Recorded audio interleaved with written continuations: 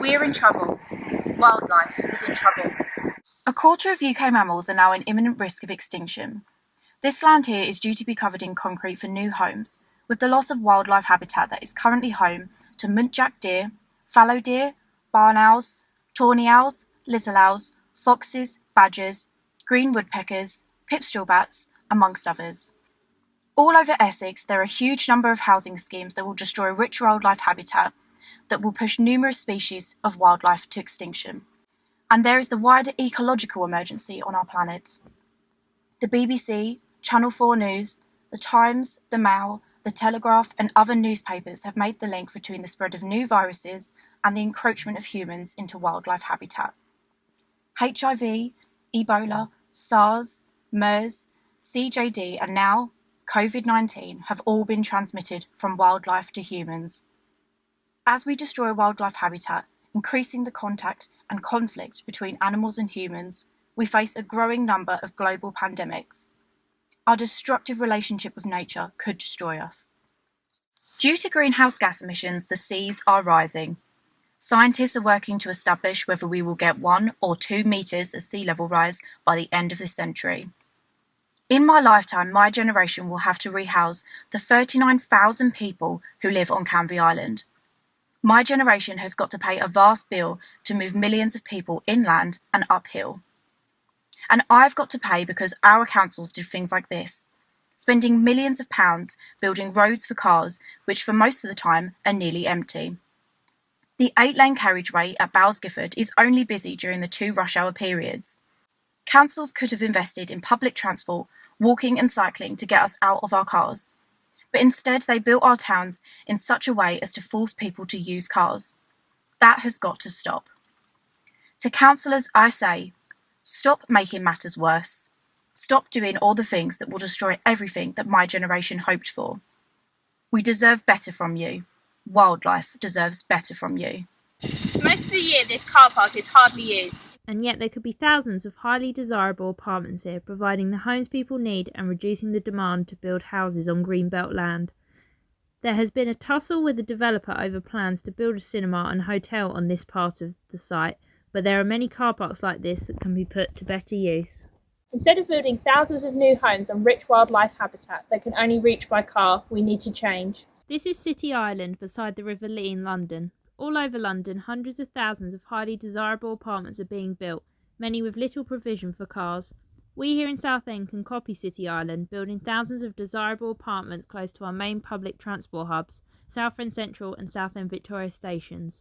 Living in an apartment doesn't suit everyone, but most young people would jump at the opportunity of living independently in an affordable apartment overlooking the sea.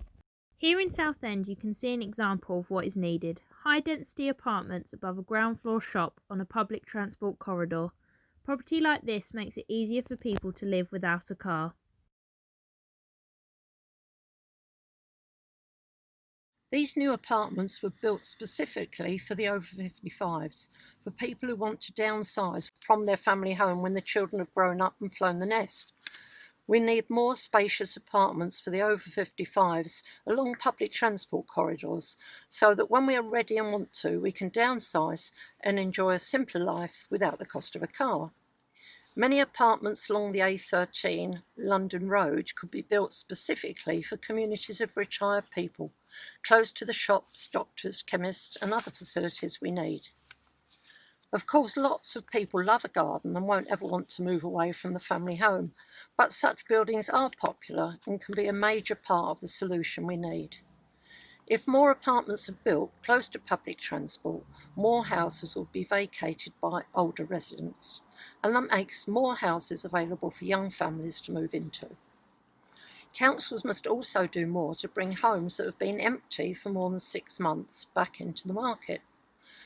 There are some houses that have been empty for years and have fallen into dereliction.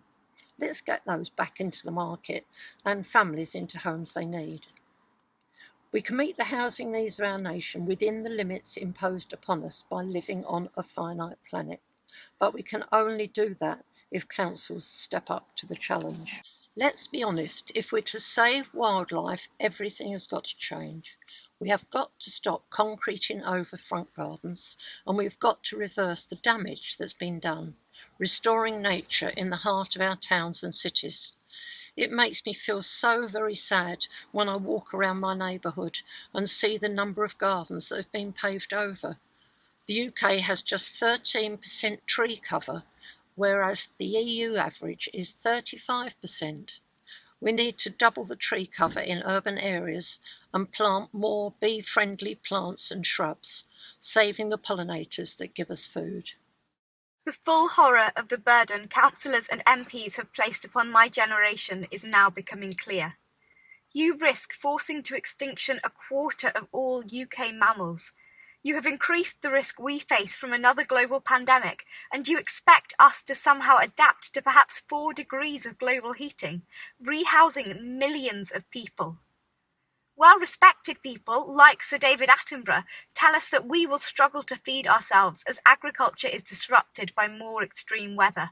And the IPCC tells us that after the year 2050, we have to pay an astronomical bill to remove all the carbon dioxide dumped into the atmosphere today.